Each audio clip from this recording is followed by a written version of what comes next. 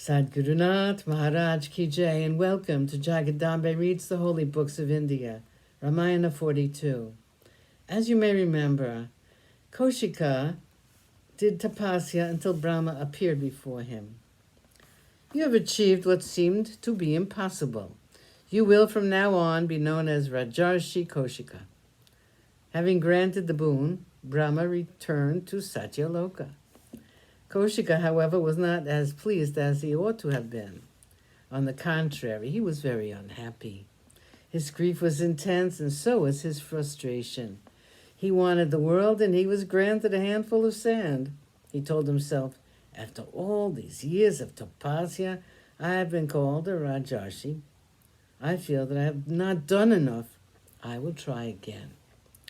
23. Trishanku of the solar race. In the solar race was a king by name Trishanku. He was a good king, famed for his righteousness, as all the kings of that race were. All of a sudden, he was filled with a strange desire. He wanted to reach the heavens with the human body. He approached his guru Vasishta with the desire in view and asked him to perform a yagna, which would help him realize this dream. Vasishta refused, saying, "This is unnatural and impious desire on your part. I cannot help you to reach the heavens with this body." Trishanku was sorely disappointed. He renounced his throne and traveled to the south.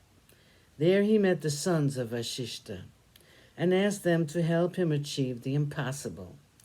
They were 100 in number, and they had performed tapasya for several years, and they were rich in the wealth of tapas. Trishanku approached them, and saluting them with reverence, he stood with folded palms and said, "I have surrendered myself to you. I am the king whose guru is your dear father. I request you to perform for me a yagna which will make me reach the heavens in my human body."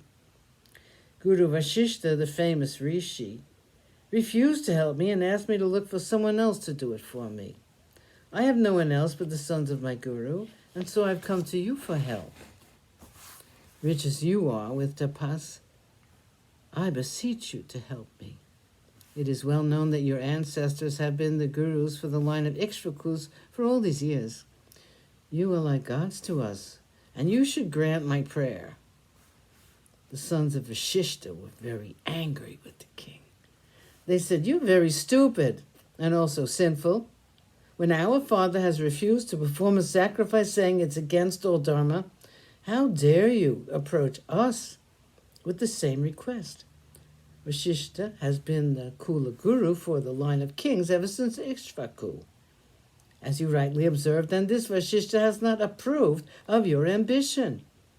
He has told you that it is not possible to do such a thing. How did you expect us to agree to do something which our father has not sanctioned? You're indeed childish in your desire. Go back to the city and resume your kingly duties. We are not prepared to insult our father by taking up your cause. The king was very unhappy at their reply. He said, "If my guru refuses to help me, and his sons too, what am I going to do? I have only one course open to me. I will go in search of another guru who will grant me what I want." The sons of Vasishta were furious with him.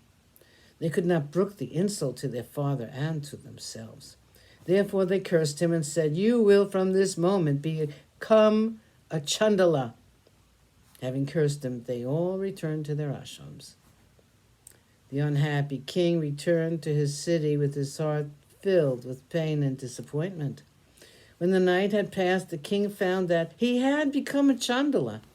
His clothes had turned black, his neck was adorned with flowers which were wild, and the ornaments of gold which he had been wearing had turned to crude ones of iron. When he entered the city, the people jeered at him, and they could not recognize him. Even his ministers were unable to believe him when he told them who he was.